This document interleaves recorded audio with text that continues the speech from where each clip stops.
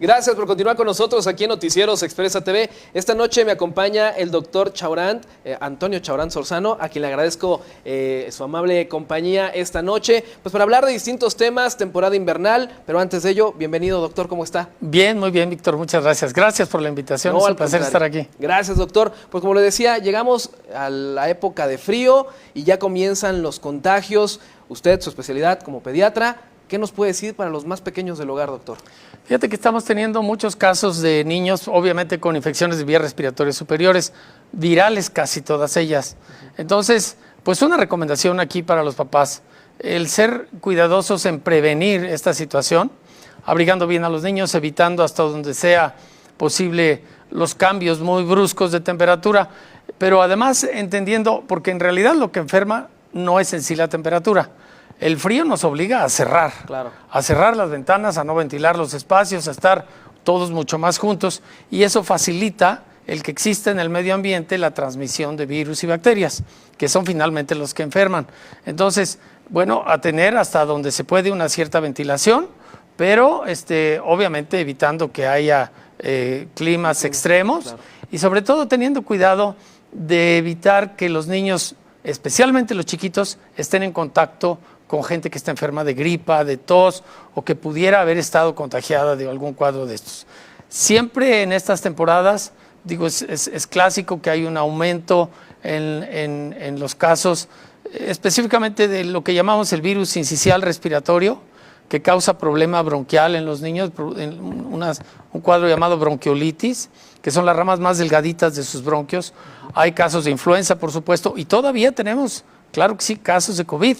Correcto. Entonces, pues evitar hasta donde se puede el contacto con gente que tenga síntomas respiratorios. Correcto. En el caso de los padres de familia que tienen pequeñitos de meses o menos de 1 año, 2 años, que tienen algunos síntomas, algunos dicen, no va a pasar nada, es una gripa, ¿están en un error? Están en un error. Lo que para un niño mayor puede ser una gripa y que, bueno, eventualmente puede también complicarse, pero no es lo común.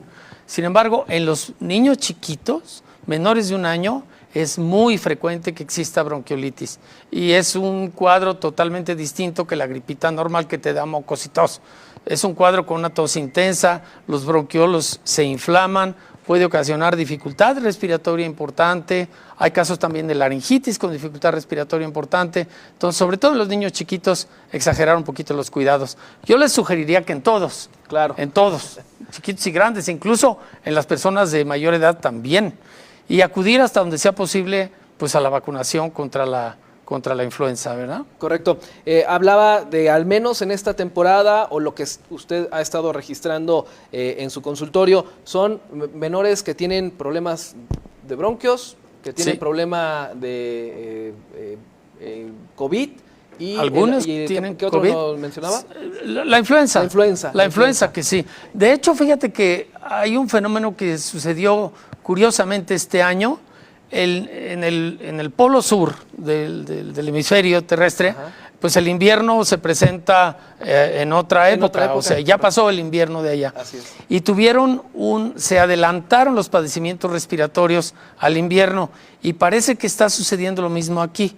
Porque aquí en realidad el frío empezó pues, hace apenas 2 o 3 días, este frío que nos está ahorita calando un poquito los huesos, pero tenemos ya un par de semanas, 2 o 3 semanas o hasta un poquito más, con este aumento en la incidencia de infecciones respiratorias en los niños. Así que pues mucho cuidado con los chiquitines. Correcto. Los síntomas principales cuando los papás tienen que prestar atención ante estos síntomas, ¿qué es lo que usted como doctor nos puede recomendar? Bueno, casi todos pues tienen algo de tos o de mocos. Los niños más grandes pueden referir dolor de garganta o alguna cosa.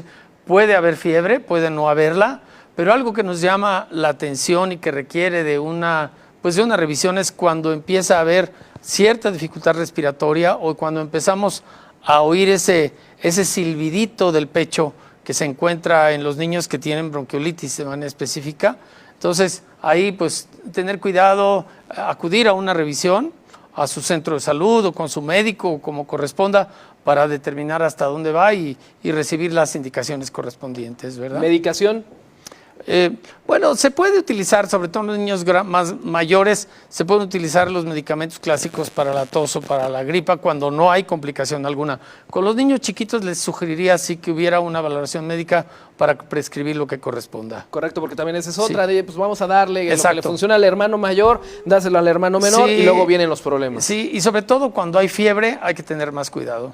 Correcto, Sí. doctor. Pues las recomendaciones ahí, por supuesto, a salir abrigados. Sí, y los cuidados que nos hicieron, a los que nos hicieron mucho énfasis cuando el COVID, o sea, el lavado de manos es muy importante, el evitar sitios con una gran cantidad de gente y cerrados, la cortesía al toser o al estornudar, cubrirse, no con la mano porque luego saludamos, Exacto. incluso el saludar en la Puños. forma que lo hicimos, pues ojalá lo podamos volver a intentar en esta temporada, porque sí disminuye el riesgo del contacto de la transmisión de virus de mano a mano. Correcto, el uso del cubrebocas, creo que eso... El uso de cubrebocas, fue sobre básico, todo ¿no? cuando alguien tiene síntomas, sí, o cuando está en un lugar concurrido, sí, o cerrado, el uso de cubrebocas puede ser de utilidad. Correcto, y en la escuela, el contacto con otros amiguitos, a veces es imposible que los pequeñitos no tengan ese contacto con sus compañeritos. Sí. Pero desde casa, ¿qué les podemos decir? En la escuela es importantísimo el que los responsables, los maestros y los responsables de la escuela insistan mucho a los papás en no llevar a los niños que estén enfermos. La mamá a veces dice, llega a consulta con el niño que empezó con fiebre anoche y dice, es que en la mañana lo llevé a la escuela.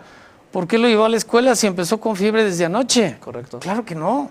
Un niño debe de ir a la escuela hasta que tiene cuando menos 24 horas sin fiebre y que no tenga pues moco y tos para poder transmitir el virus. Correcto. Entonces, ahí hay que insistir mucho a los papás en la responsabilidad para no contagiar a otros niños. Y más porque ya estamos pues ya sintiendo los efectos del frío, que se va a agravar, como bien lo menciona, el Así virus es. se esparce, vive más en estos ambientes fríos. Así es. Fíjate que ahora las guarderías, me da mucho gusto porque están mucho más estrictas en el sentido de que si un niño tiene una infección de vías respiratorias, tiene que llevar un documento firmado por el médico que lo revisó y donde le prescribe que no acuda a la guardería durante determinado tiempo. Un mínimo de 5 días cuando es un cuadro viral normal, intrascendente. Si es una bronquiolitis es mucho más largo. Entonces eso está muy bien para evitar la transmisión de los virus a los otros niños. Correcto. Pues doctor, antes de finalizar esta entrevista, cambio completamente de tema, aprovechando que lo tengo aquí en el estudio.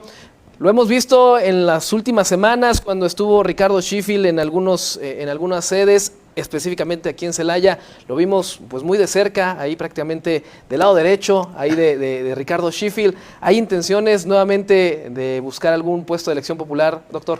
Mira, yo he desde hace muchos años participado pues, en la transmisión de las ideas políticas que me convencen. Yo creo que nuestro mundo tiene pues una crisis en la forma de vida, no es exclusivo de aquí. La vida que hemos ahora inventado los ciudadanos requiere una profunda transformación en el mundo, pero obviamente no es la excepción nuestro país y tampoco nuestra ciudad. Es evidente que es necesaria una transformación y por eso yo formo parte de este grupo de personas que estamos buscando una transformación, una forma distinta de estilo de vida y por supuesto una forma distinta de ser gobernados y de gobernar. Entonces, pues yo sigo transmitiendo esta idea y hay un grupo de compañeros que pues nos han planteado la posibilidad de participar directamente en alguna candidatura y para nosotros pues sí ¿qué te puedo decir? Es un deseo. ¿Por qué? Porque en esos sitios es donde la toma de decisiones pueden ser francamente importantes, muy decisivas para favorecer o para perjudicar, cuando no son adecuadas, a un gran número de personas. ¿Y esa participación de Toño Chaurán sería en una diputación local, en una diputación federal o en una alcaldía, háblese Celaya? Mira, yo estoy dispuesto a participar con mi ideología, la transformación que busco, o sea, con Morena, en donde Morena determine. Yo estoy dispuesto, porque por ahí alguien dijo que podría ser candidato, así casi por dedazo, por designación, en base a encuestas, no en base nada más a un capricho. O sea, ya hay encuestas realizadas y en base a eso hay quien dijo que por designación. Yo estoy dispuesto a someterme a las formas que el partido determine. Y si se necesita otra encuesta, pues estoy dispuesto a hacerlo así. Y en donde Morena me necesite, ahí estaré. Pero la decisión de Toño, ¿hacia dónde le gustaría, Toño? Si le dijera a Morena, ¿dónde quieres estar, Toño? ¿Qué diría Toño? Yo diría, mira, creo que el sitio donde más se puede directamente hacer es el de la presidencia municipal, es donde más trascendencia tiene un papel y unas decisiones. Sin embargo, va a ser necesario lo que nuestro líder ha llamado el plan C, o sea, tener en el Congreso Federal gente comprometida y gente que esté bien convencida de lo que estamos haciendo y que con sustentos de base defienda las propuestas federales. Entonces, también es algo muy trascendente, también es algo muy importante el tener en el Congreso. A veces me doy cuenta que hay algunos compañeros en el Congreso que los oyes hablar y los oyes expresar sus ideas y dices, Dios mío, pero ¿cómo llegamos aquí? Sí, como el WhatsApp ese que te pone una tortuga arriba de un poste y dice, ¿cómo diablos llegó? ¿Cómo llegó ahí? Pues así se pregunta uno. Entonces, es muy importante que quienes dirigen y quienes toman las decisiones para la dirección del país sea gente honesta, competente, leal, convencida de los ideales. Correcto. Hablando específicamente de Morena, hablando específicamente del estado de Guanajuato, mucho se habla que si tiene más fuerza, que si no tiene fuerza Morena. ¿Cómo ve a Antonio Chabrán a Morena en Guanajuato, en Celaya? ¿Hay oportunidad de Morena? Por supuesto. ¿Hay esa competitividad? ¿O será esta elección avasalladora? ¿Cómo lo ve Toño Chabrán? Mira, por supuesto que hay posibilidad. O sea, nuestro país ha estado acostumbrado a que las decisiones se toman de manera central y que muchas veces hasta pensamos es imposible cambiar esta situación, ¿no? Y Guanajuato tiene muchos años bajo un gobierno con una ideología distinta. Fíjate que aquí quisiera hacer yo un paréntesis. Muchas veces hay compañeros que dicen los enemigos. No son enemigos, son contendientes que plantean un rumbo distinto y con los que muchas veces podemos no concordar, pero no son enemigos, son tan mexicanos como nosotros. Por supuesto. Entonces yo creo que es muy importante llegar, dialogar y buscar el camino para lograr una justicia mayor. Sin embargo, aquí yo sí quiero hacer una aclaración y por eso es que creo que Morena está ahora fuerte. 1789, Revolución Francesa, un poquitito antes del inicio de la Revolución, el 14 de julio, se reunieron lo que equivaldría a la Cámara de Diputados, digamos. Nada más que en ese entonces resulta que las decisiones las tomaba, había 3 estamentos, la nobleza, el clero y el estamento que representaba a todo el resto de la población, a un porcentaje altísimo de la población. Pero entonces, con el voto de la iglesia y el del clero ya eran 2 votos contra 1 y siempre ganaban. Hasta que llegó Necker, hasta que llegó un individuo que dijo, esto no está bien y esto no es justo y se necesita que haya una representatividad de lo que queremos todos. Y entonces se cambió la situación y se cambiaron los votos y entonces vino un cambio que generó una transformación, una revolución. Pero en ese escenario había gente que llegaba y se sentaba a la derecha. Eran aquellos que querían que todo siguiera igual, que la monarquía y el clero siguieran pues, con sus privilegios y que el pueblo, que además había tenido un invierno terrible, donde estaba muriendo de hambre, pues siguieran las condiciones en que estaba. Los que querían un cambio entraban y se sentaban del lado izquierdo. Desde entonces se le llama derecha a aquella corriente filosófica, política, social, económica, que pretende que las cosas se mantengan como están, y se le llama izquierda a aquella corriente que busca un cambio y que busca que no sigamos como hasta ahorita hemos estado, donde la gran parte del recurso que entre todos producimos quede en unas cuantas manos y la pirámide de hasta abajo tenga gente que no tenga pero ni lo elemental. Entonces eso es evidente que tiene que cambiar. Y esa es la principal tesis que apoya el movimiento de Morena, el movimiento que han dicho de izquierda. Yo no le llamaría ni socialista, menos comunista. No nos metamos en esos términos que tienen implicaciones muy específicas. Claro. Simplemente busquemos un país, un estado y una ciudad más justos, donde la distribución de la riqueza sea un poco más equitativa. ¿Qué se necesita para ello? Pues que el presupuesto de ingresos y de egresos de un gobierno esté dirigido a crear bienestar.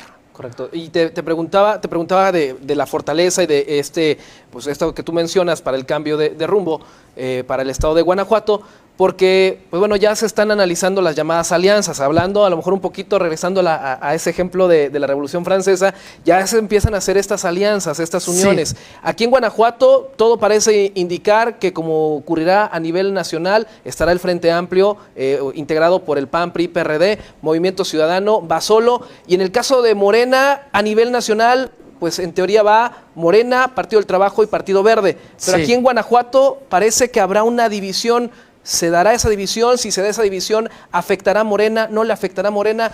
¿Cómo lo ves tú, Toño? A Morena en sí no le afecta, pero el resultado podría, por supuesto, variar, porque el Partido Verde pues tiene la gente que y va a hacer su trabajo, va a hacer su labor, y tiene gente que está convencida de participar con el Verde.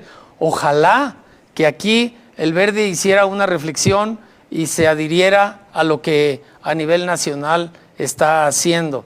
Mira, los partidos políticos están integrados pues, por seres humanos, por personas, y por supuesto que a veces hay aciertos y a veces hay errores.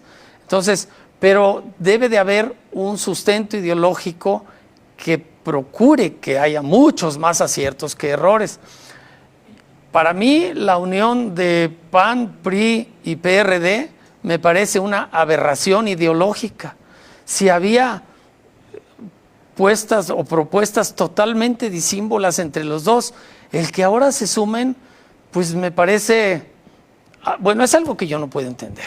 Correcto. Hay quien sí lo entiende y bueno, pues hay quien dice esto suena metálico.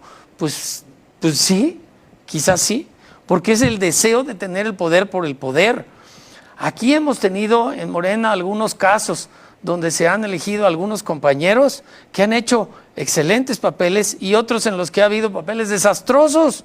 No se trata de llegar al poder por llegar al poder, se trata de que llegue gente que verdaderamente nos represente, que verdaderamente con ideología y con capacidad hagan los cambios que necesitamos, esta transformación que estamos proponiendo.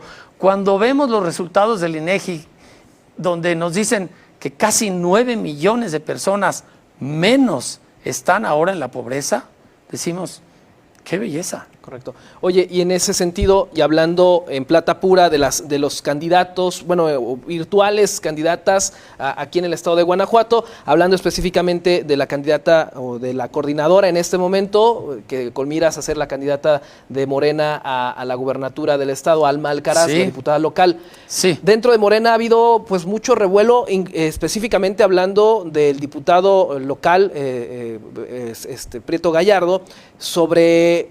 Ahí algo sacó ayer un video, incluso lo sacamos aquí en este espacio informativo, sobre que no estaba muy de acuerdo con la designación de Alma Alcaraz. ¿Tú cómo ves esta designación? ¿Si es la competitiva? ¿O qué opinión te merece ese video que sacó? Sí, bueno, pues es que esto es resultado de una encuesta. Y en base a esa encuesta, Alma Alcaraz fue la que quedó posicionada en segundo lugar después de Ricardo Sheffield. Ricardo no quedó por la cuestión de género, porque de los 9 estados en los que va a haber elecciones a gobernador, tiene que haber 5 mujeres y 4 hombres. Pues no nos alcanzaba porque solo la de Morelos, esa ganó directamente. La candidata de Veracruz estaba en algunos aspectos mejor, en otros menos bien que el candidato hombre, y ella quedó finalmente también. Pero y las otras 3, pues se tuvo que seleccionar a algunos estados en los cuales, aunque el varón había sacado más votos a su favor, pues se tuvo que hacer la cuestión de cambio de género. Ahora, yo no quisiera hablar así específicamente de personas, pero Prieto es el menos indicado para venir a decir este tipo de situaciones. Sabemos lo que hizo Prieto en el 21, 8 horas antes de empezar nuestra campaña, cambió el género en Celaya, donde teníamos una pre-campaña o un trabajo de promoción de la 4T muy arduo, que nos daba en las encuestas muchas posibilidades. Es más, en la Ciudad de México, quienes decidieron finalmente las candidaturas, había 8 personajes. Tengo entendido que fue la única candidatura del Estado donde hubo un consenso general que aprobó la candidatura nuestra. Y digo nuestra porque éramos todo un equipo de trabajo.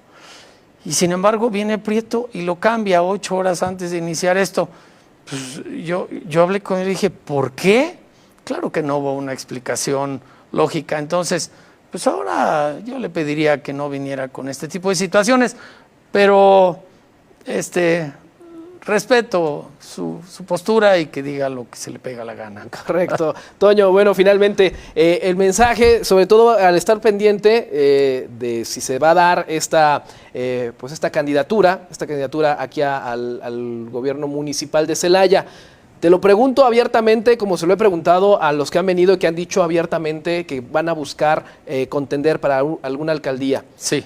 Si Morena no te da ese beneficio de ser candidato a la alcaldía, ¿seguirás en Morena o buscarás algún otro partido o apoyarás a quien quede?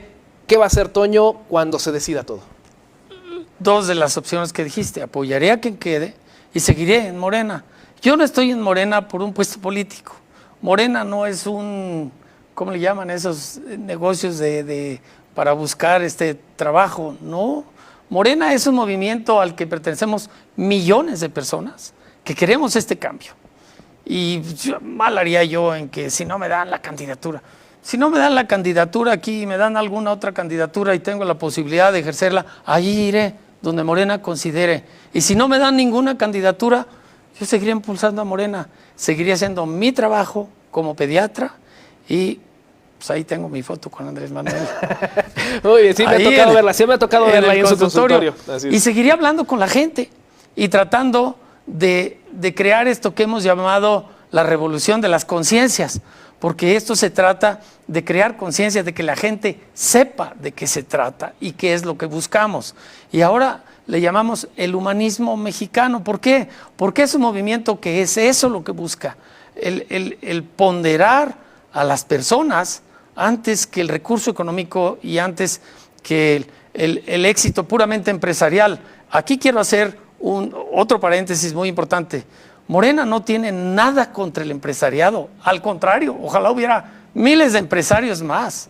Morena tiene mucho contra aquellas empresas que han crecido en base a la corrupción y en base a los arreglos en lo oscurito, a no pagar impuestos, a evadir las responsabilidades que tienen con su gente, con sus empleados y con el erario. Entonces, eso es lo que no está bien. Pero no tenemos nada contra los empresarios y que se hagan todos los ricos que quieran mientras tengan una labor justa, que atiendan a sus empleados. Este cambio que ha habido y este rescate de muchos millones de mexicanos de pasar de la pobreza al estrato siguiente hacia arriba se debe a varios, no nada más al auxilio que está dando en los programas el gobierno federal, se debe, entre otras cosas, a los ajustes que se hicieron en el salario mínimo y a los cambios en el outsourcing. Ahora es difícil, mucho más difícil que encontremos a aquellos que estaban contratados por otra empresa y que no tenían nada de prestaciones. Simplemente ahora la distribución esta de ¿cómo se dice? De lo que perciben las empresas que dan a los empleados, las utilidades. Las utilidades, el reparto de utilidades fue el doble que el año anterior. Correcto. Pues, Toño, no me queda más que agradecerte el tiempo en televisión, se nos va volando, pero te agradezco mucho el que nos hayas... Al contrario, para mí es un placer estar aquí y poder expresar estas ideas. Por supuesto. Y saludar a quienes nos escuchan y pueden estar o no de acuerdo con lo que decimos, es cosa de platicarlo. Correcto. Y si apareces ahí en la lista de los candidatos, aquí te esperamos. Claro que bueno, sí. Y aunque no aparezcas, también aquí te esperamos para platicar de temas médicos. Será un gusto, claro que sí. Gracias, Toño. Claro que Antonio sí. Chabrán Sorzano, pediatra y probable candidato a la alcaldía de Celaya. Muchísimas gracias. Muchas Toño. gracias a ti. Vamos a hacer una pausa, regresamos con más.